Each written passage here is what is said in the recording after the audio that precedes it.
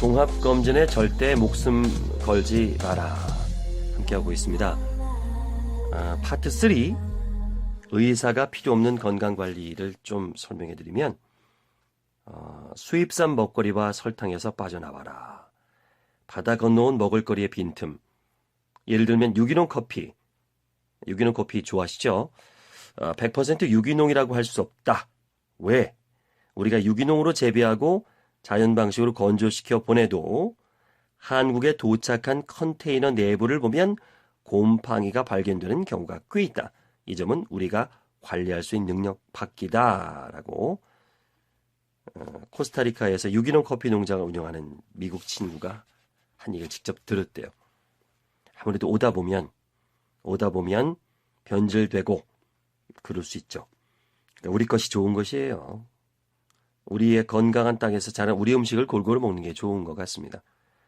또 성인병의 주범이 예전에는 지방이다, 콜레스테롤이다, 이런 얘기를 많이 했었는데, 이상하게 20세기 초부터 꾸준히 당뇨병, 심혈관 질환, 대사 이상 증후군, 성인 질환이 증가했는데, 동물성 지방을 지목했는데요.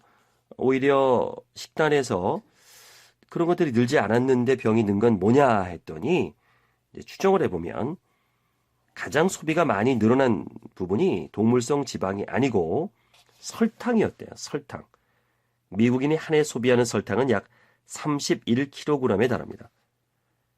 미국에서 심장의 관상동맥 질환, 2형 당뇨병, 대사 이상 증후군 등 성인병과 관련된 의료비 지출의 30-40%는 설탕이 원인이다라고 미국 순환기 학회지에서 발표를 했네요.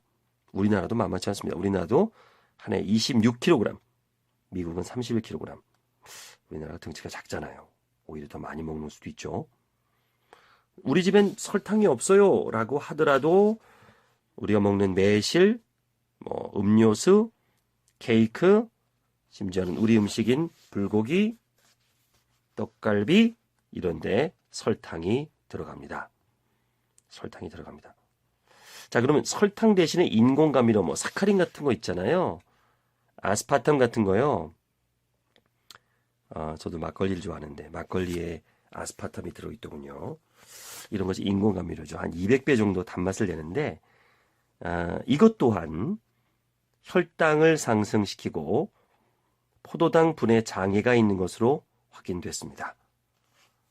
그러니까 성인 7명을 대상으로 7일간 인공감미료를 먹게 했더니 이 중 4명이 혈당이 올라가고 장내 세균 분포에 이상이 있는 것으로 확인됐습니다. 그래서 결국에는 단맛을 탐닉하는 버릇을 고치는 거죠. 아주 어릴 때부터 설탕을 넣지 않은 천연 단맛을 즐길 수 있도록 하는 것이 중요하고요. 성인에서도 일주일만 단맛을 참으면 그 다음부터는 단맛을 찾지 않게 된답니다. 이런 희망적인 얘기도 있습니다. 132페이지에는 내 몸을 찌르는 감정에서 스트레스가 지속되는 것이 얼마나 체내 면역 기능에 저하되는지를 다양한 사례와 통계에 의해서 알려주고 있고요.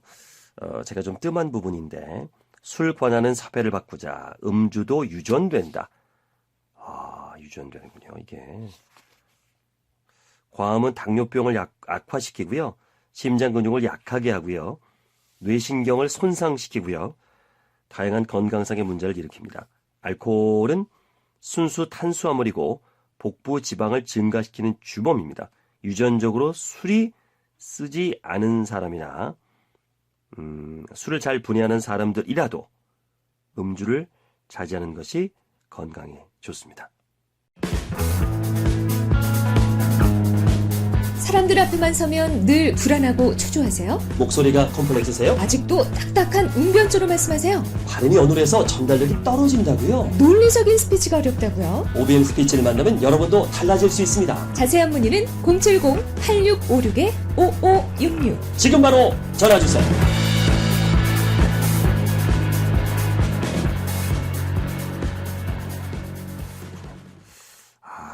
아버님이 술을 좋아하셔서 저도 이렇게 술을 좋아하는군요. 예, 줄이겠습니다. 이 책을 읽고 반성을 하고 저부터 술을 줄이거나 끊지는 못할 것 같은데. 또 재미난 건요. 내 몸에 과체중을 허하라. 이 얘기는 뭐냐면 지방을 허하라는 게 아니라 체지방 지수가 높지 않고요. 그냥 체중이 많은 사람이 있어요. 그러니까 근육이 많거나 체질량 지수가 높지 않고 체중이 과한 사람이 있는데 그것마저도 빼려고 한다는 게 이제 문제인 거죠. 여러 가지 이제 메타 분석이라든가 이런 데이터로 설명을 합니다. 이 책에서는 과학적으로 증명하기 위해서 얘기를 하는데 조금 어렵기도 합니다. 일반인이 보기에는. 근데 이런 것들이 있었을 때 사람들이 신뢰를 가죠. 60세 이상 노년층에서는 비만한 사람들의 치매 발생률이 오히려 낮은데 이는 노년층의 특성과 관련이 있는 것으로 나타났습니다. 노인층에서 음식에 대한 욕구가 있다는 것은 삶에 대한 욕구가 있고요. 뇌기능이 정상이라는 증거로 생각됩니다. 노인층에서 식욕이 감소하고 체중이 줄기 시작하면 삶에 대한 호기심이 감소하고요. 우울증 발생의 위험이 있어요. 우울증은 치매를 비롯한 심혈관 질환의 발생이나 면역 기능이 약해지는 위험을 증가시킵니다. 그러나 체질량 지수가 30 이상인 비만 30대는 정상 체중이나 과체중인 사람들과 비교해서 치매 발생률이 3에서 4배, 그리고 50대에서는 비만인 사람들의 치매 발생 위험도가 3, 40% 증가했습니다. 라고 나오네요. 결론적으로는요.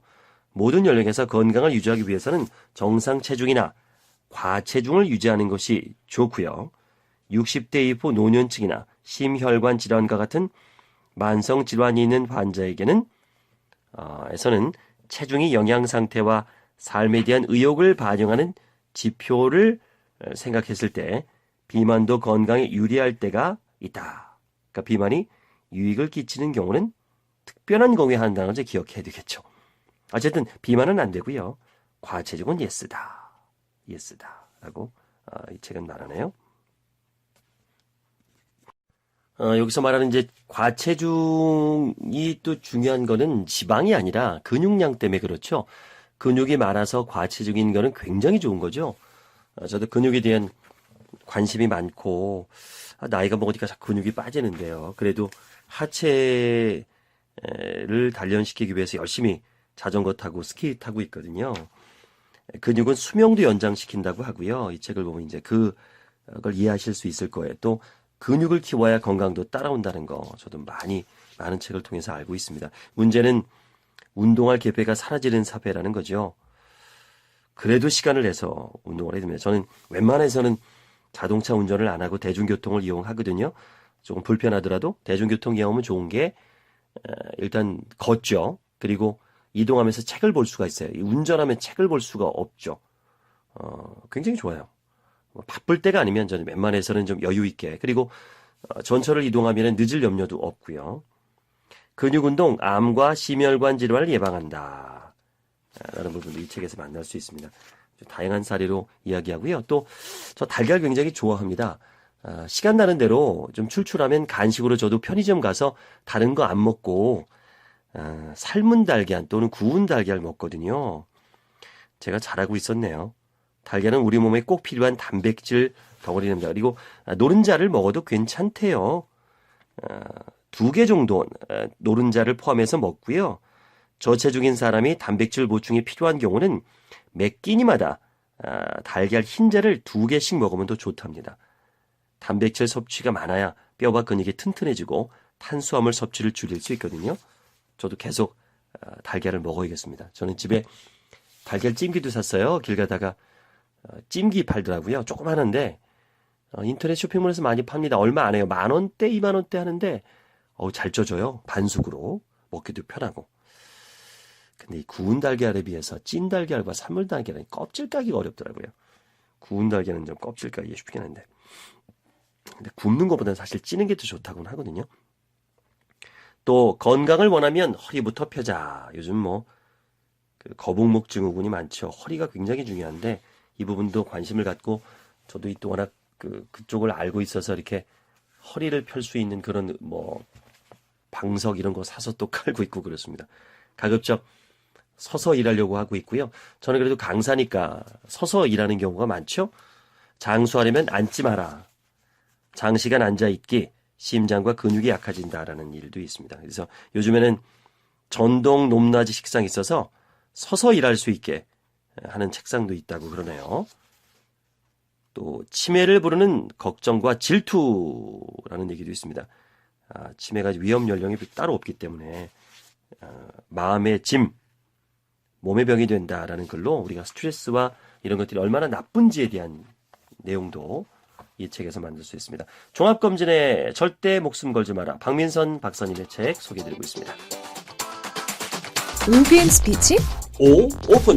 좋은 목소리로 상대방의 귀를 여는 스피치. B. 빌리브. 상대방에게 믿음을 주는 스피치. M. 무브. 상대방을 행동하게 하는 스피치. 소통을 배우는 곳 OBM 스피치에서 당신의 꿈을 이뤄보세요.